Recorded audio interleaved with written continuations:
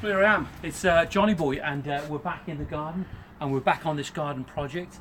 And the client wanted a little planting pocket here, and what we recommended was to have a planting pocket, a small raised bed.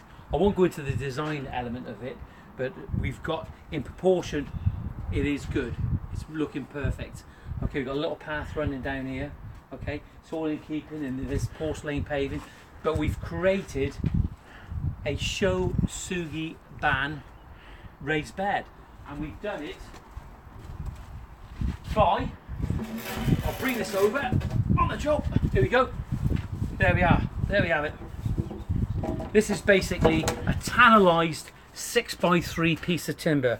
Okay, and if you look down here, if you show your viewers up here, Ben, where my hand is just here, you can see once you've burnt it, you can see how all the grain absolutely pops in here. It looks absolutely fantastic, and it's perfect. Love it. It's just, there are so many advantages of using To SHOU BAN.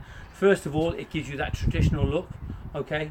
Secondly, the aesthetics of it, you can see how the grain pops and how you can feel. It's very tactile. Okay.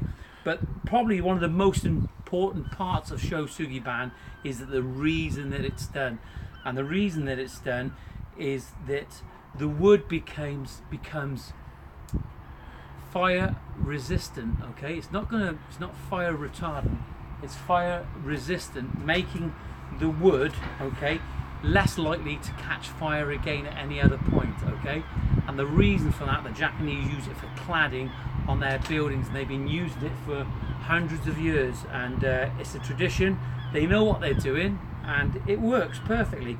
But basically what will happen is that when you burn it off, you burn the cellulose off in the wood, and the cellulose is the sugar content that microorganisms, that pests actually like, the weather, and it's going to be a lot resistant to all those, the weather, the pests, and the microorganisms that want to eat into the surface of the wood, because there's nothing there for it to eat. And if the microorganisms and the pests start eating it, basically they don't like the taste of it, so they just leave it alone.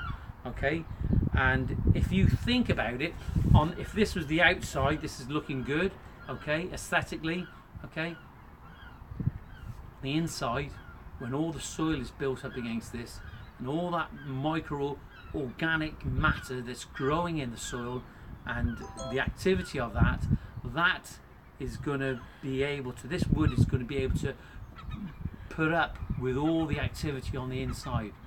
Okay, when it gets to this part, it forms a real boundary, a barrier, and it's not going to rot at all. This is tannalized timber as well, so tannalized treated timber, but it looks absolutely fantastic. But what we've actually done, if I get on with what we've actually done here, is that it's only a small raised bed. It's not a big one. I've done these before as retainers, and it works perfectly. But what we've done, we've built it in the 6x3, and then we've got a mitered edge in the paving, and we've mirrored that with a 4x2 going around the outer edge there. Okay, and the beauty of when you use the To SHOU BAN is, though you cut your miters nice and accurate, when you burn them, it rounds the edges off, and it just gives that rustic look that you're actually looking for.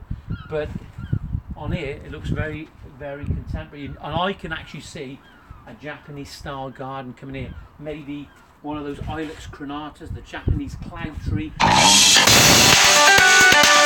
Okay, tear down with some maybe some nice big round cobbles, and if we can get some acidic soil in here, you could have some nice heathers going through here in different colours, flowing and billowing all the way around this Japanese cloud tree. That's if you wanted that sort of look. But if you wanted to create a veg area that you know that your vegetable plot just here near the kitchen window isn't going to be affected by all those bugs and diseases that you see because of the To SHOU BAN. That's about it. You can follow me on YouTube. It's Green Top Landscapes.